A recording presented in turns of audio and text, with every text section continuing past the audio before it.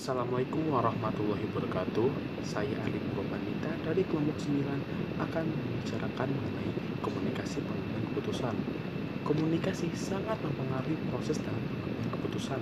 Sebagaimana kita ketahui, komunikasi menjadi penting dalam pengambilan keputusan karena harus menjawab kendala yang terjadi dalam organisasi seperti ketidakjelasan masalah yang dihadapi, ketersediaan informasi yang harus dibicarakan, kriteria evaluasi, sumber daya, serta menentukan keputusan yang terbaik.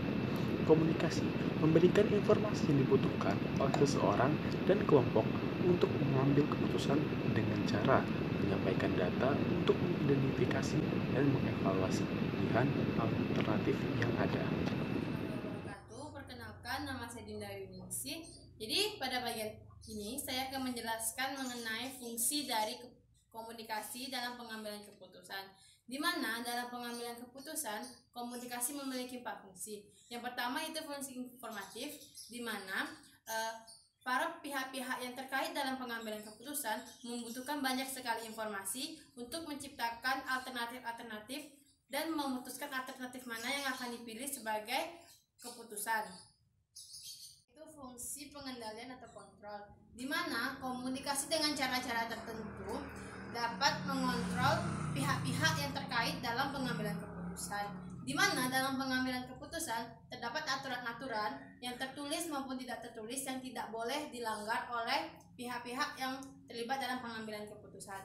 Bentuk dari kontrol dalam pengambilan keputusan itu dapat berupa peraturan, perintah, laporan, dan lain-lain. Yang ketiga yaitu fungsi persuasif, di mana komunikasi berfungsi untuk mengajak orang-orang yang terlibat dalam proses pengambilan keputusan untuk mengikuti ide, gagasan, atau alternatif yang telah dicetuskan.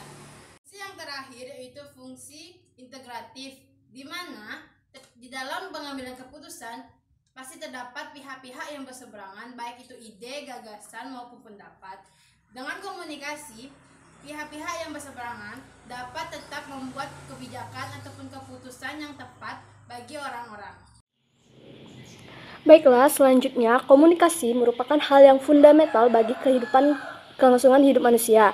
Komunikasi itu sangat mutlak dibutuhkan untuk menjalin hubungan dalam kehidupan sehari-hari. Manusia itu tidak mungkin lepas dari komunikasi karena manusia adalah makhluk sosial yang memerlukan hubungan antar sesama.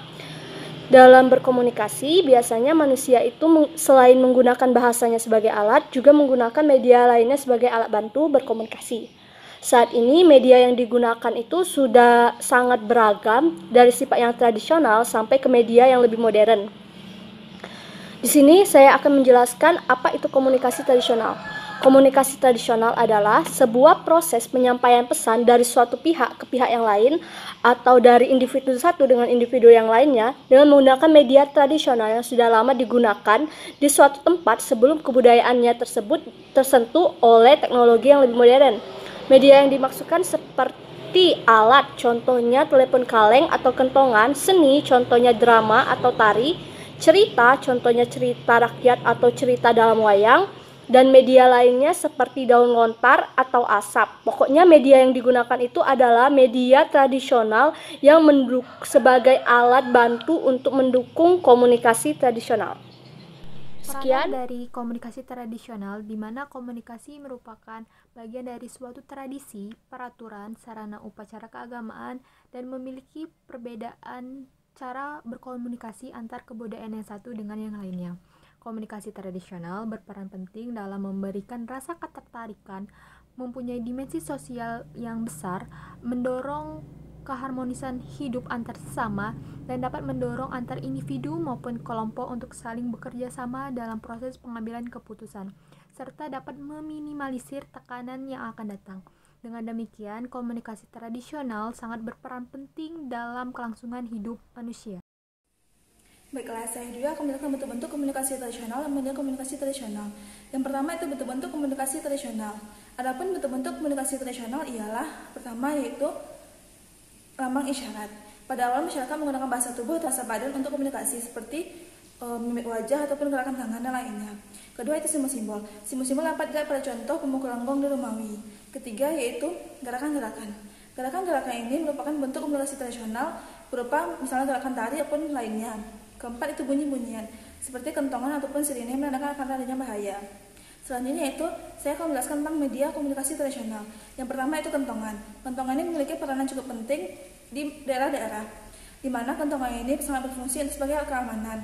Yang mana misalnya ada bahaya kebakaran ataupun itu, kentongan ini dibunyikan sebagai pertanda.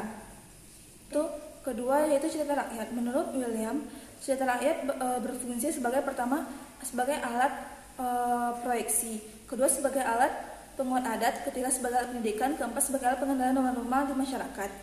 Selanjutnya yaitu poin ketiga yaitu wayang. Wayang di sini memiliki fungsi dua, yaitu sebagai hiburan maupun sebagai pendidikan. Sebagai hiburan yaitu menyajikan cerita-cerita yang dapat menghibur masyarakat. Kedua yaitu sebagai pendidikan, menyajikan informasi atau ilmu-ilmu yang mana memiliki makna-makna yang tersirat dalam wayang tersebut. Poin selanjutnya yaitu seni drama dan tari. Seni drama dan tari ini cukup penting sebagai media komunikasi tradisional, di mana seni, drama maupun tari itu memiliki fungsi untuk menyebarkan informasi melalui kesenian-kesenian. Selanjutnya yaitu upacara adat. Upacara adat ini memiliki fungsi untuk menjelaskan apa itu cerita-cerita rakyat dengan adanya upacara-upacara adat sebagai medianya.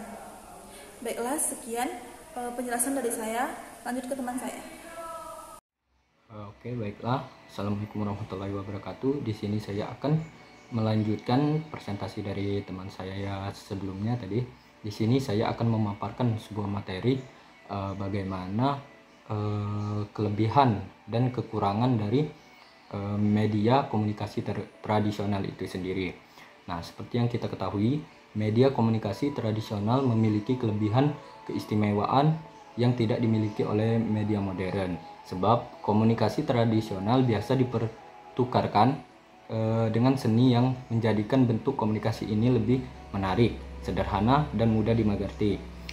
Hal tersebut membuat media komunikasi tradisional melekat erat dengan kehidupan masyarakat dan berdampak pada perkembangan proses sosial masyarakat, seperti memupuk rasa persaudaraan.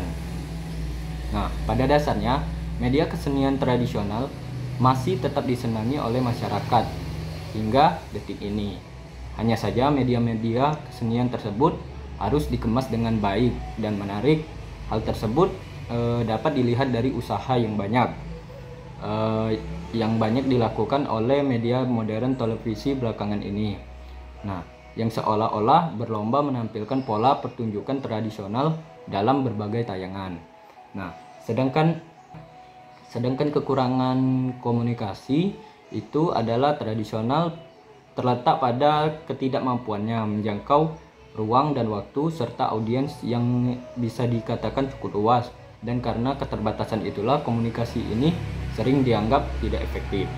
Itu saja presentasi dari saya kembalikan ke moderator. Mengenai hubungan komunikasi, pengambilan keputusan, dan komunikasi tradisional, di mana pada hakikatnya tujuan dari komunikasi itu sendiri adalah untuk menyebarkan informasi dan bertukar pesan dari pemberi informasi ke penerima informasi.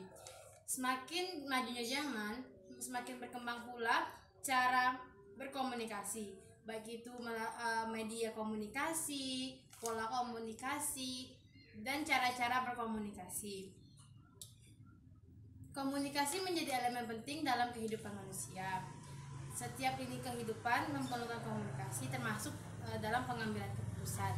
Dalam pengambilan keputusan pun terdapat komunikasi yang terjadi, di mana pada dasarnya komunikasi itu adalah dasar dari pengambilan keputusan. Pada pengambilan keputusan dibutuhkan informasi yang sangat banyak untuk menentukan alternatif serta memutuskan alternatif mana yang akan dipilih. Lalu di dalam pengambilan keputusan pun pasti terdapat pertukaran informasi, di mana pertukaran informasi itu dapat berupa data seperti simbol, angka, tulisan, maupun hal-hal yang lain.